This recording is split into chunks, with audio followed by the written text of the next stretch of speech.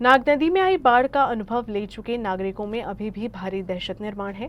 हालांकि सरकार और प्रशासन द्वारा कई तरह के कदम नदी से पानी के बहाव को बेहतर बनाए जाने को लेकर किए जा रहे हैं, लेकिन जो काम हो रहा है उससे स्थानीय नागरिक संतुष्ट नहीं दिखाई दे रहे हैं। कई तरह के कदम उठाए जाने के बावजूद इनके मन में कई तरह की आशंकाएं हैं। आणि 23 सप्टेंबर 2023च्या हे पुराचा पीडित एक व्यक्ती आहे आणि आम्ही पाहतो की पूर आल्यानंतर जे काही उपाययोजना करायची होती शासनातर्फे किंवा प्रशासनातर्फे त्याला फारच उशीर झालेला आहे.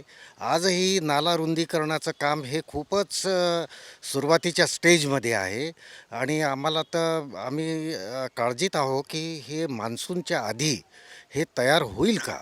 कारण आजकाल पाऊस हा केव्हाही पडतो आणि केव्हाही कामाला थांबवावं लागू शकतं आणि यावेळेलाही पूर येतो की काय अशी मनामध्ये आमच्या भीती आहे आणि बहुतेक सर्वच नागरिक भयभीत आहेत. शासनाकडून थोडी या कामाची एक तर पहिले सुरुवात करायला पाहिजे होती वेळेवर आणि आता तरी त्याची गती वाढवणे अत्यंत आवश्यक आहे. कारण अनेक हजारो लाखो नागरिकांच्या सुरक्षेचा प्रश्न आहे. 23/9/23ला जो पूर आला होता त्यावेळची परिस्थिती अतिशय भयानक होती आणि तो पूर कशामुळे आला हे सरकारने कबूल केलं आहे की तो पूल जो आहे ओव्हरफ्लो समोरचा तो अतिशय लहान होता, कॅपॅसिटी त्याची बरोबर नव्हती. तसेच हे जे आउटफॉल चॅनल आहे ज्याला नाग रिव्हर म्हणतो आपण, जिथून ओव्हरफ्लोचं पाणी वाहते, ते त्याची कॅपॅसिटी कमी होती. क्रेझी कॅसलमध्ये तो जवळपास अर्धाच करून टाकला होता. आधी जे क्रेझी कॅसल ज्यांनी बांधले त्यांनी आता परत ते दुप्पट करतायत. कामाची सुरुवात अतिशय उशिरा केली त्यांनी.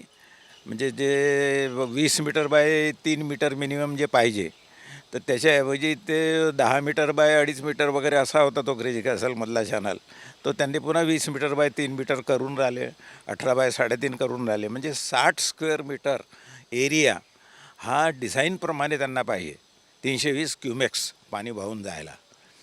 तर ते काम त्यांचं चालू आहे. म्हणजे आता हे काम पूर येऊन गेल्यानंतर त्यांनी केलेलं आहे. म्हणजे याचा अर्थ असा आहे की हे जर का आधी झालं असतं, याचा स्टडी आधी झाला असता टेक्निकली, आधी त्यांना जर टेक्नोक्रॅट किंवा एक्सपर्टाईज त्यांनी घेतलं असतं तर हे आधीच कामं पूर यायच्या आधी होऊ शकले असते.